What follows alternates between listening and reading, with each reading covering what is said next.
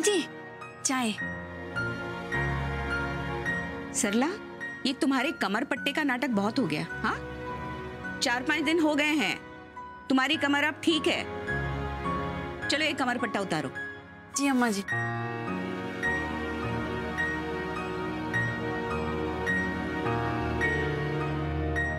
ये चाय तुमने बनाई है? नहीं नहीं अम्मा जी, आप टेंशन ना लो। वो क्या है ना, ये हमारे हाथ की चाय हमें भी पसंद नहीं है, इसलिए हमने ना विश्राम चाचा से कह के चाय बनवाई है। ये तुमने बहुत अच्छा किया।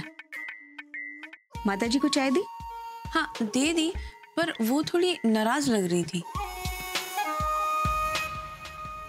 ये तो होना ही था। इस बार हमने हर बात में माता जी को आगे कर दिया। अच्छा, लेकिन हम समझे नहीं अम्मा जी। हम समझाते हैं। मुन्ना के स्वागत की तैयारियां चल रही थी। हम माता जी की हाँ में हाँ मिला रहे थे, उनकी हर बात मान रहे थे ताकि माता जी का उत्साह बना रहे। लेकिन आज जब मुन्ना नहीं आया तो माता जी का उत्साह तो धरा का धरा रह गया। हाँ, अब देखना, मुन्ना के ना आने का असर उन पर आज से ज्यादा कल होगा। हाँ, वो कैसे? वो ऐसे कि कल तक माता जी के गुस्से का लोहा और गर्म हो जाएगा, और जब मुन्ना आएगा तो उस पर पड़ेगी चोट। कैसे?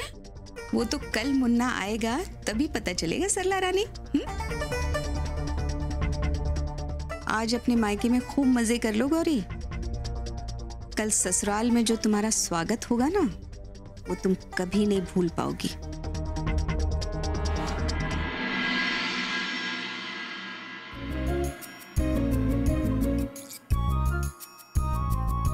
किती मस्त वाटलं ना गाडीचा राऊंड मारताना। मला ना खूप आनंद होतोय। बाबांची पहिली गाडी आहे, म्हणजे स्कूटर होती बाबांकडे, पण बाबांची पहिली मोठी गाडी। मला खूप मजा आली। हमें भी बहुत मजा आया। पर गौरी जी, अगर बाबा ने खुद गाड़ी चलाई होती तो ज्यादा मजा आता ना। शिकतील, लवकरच शिकतील बघ। तुला आठवते बाबांकडे हिंदी कार्यक्रम आला होता तेव्हा तुझ्याकडून किती कमी वेळात आणि जिद्दीने हिंदी शिकले होते ते। माझे बाबा काही करू शकतात। आयुष्यभर स्कूटरवरच प्रवास केला रे। हाँ म्हणजे तेव्हा ऑफिस घराच्या जवळही होतं, पण आता इथे गरजेची आहे गाडी। सही कह रही गौरी जी। अच्छा हुआ दादा और वहिनी ने उन्हें गाड़ी देने का फैसला किया। वहिनी खरंच बदलली आहे ना। म्हणतात ते अगदी खरं, जे होतं ते चांगल्यासाठीच होतं। तिच्या हातून चुका झाल्या या घराच्या बाबतीत, पण आज बाबांच्या चेहऱ्यावर किती आनंद होता। त्यासाठी तिच्या सगळ्या चुका माफ आहेत। सही कह रही हैं आप। और निशा बहनी अगर बदल गई हैं तो अच्छा ही है।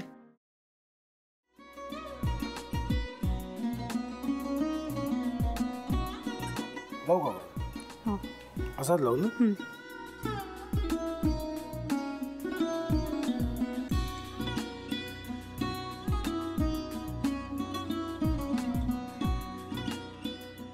आता काय करायचंय? आता आपण ड्राय स्टफिंग दुसरं काय करणार आपण त्यात?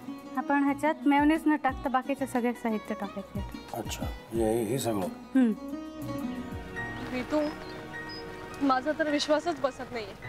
म्हणजे अगं बहिणी आमचं लग्न व्हावं म्हणून किती प्रयत्न करत होती, आणि ते सगळं करताना ती शिवच्या आम्हाला माहिती पुरवते।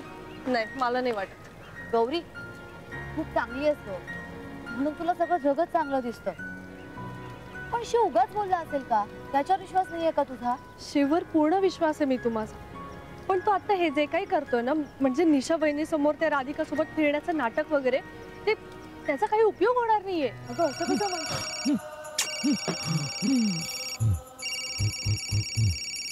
अगं नीलिमा, जतीन भाईंचा कॉल आहे। हो माहितीये। रिसीव कर ना।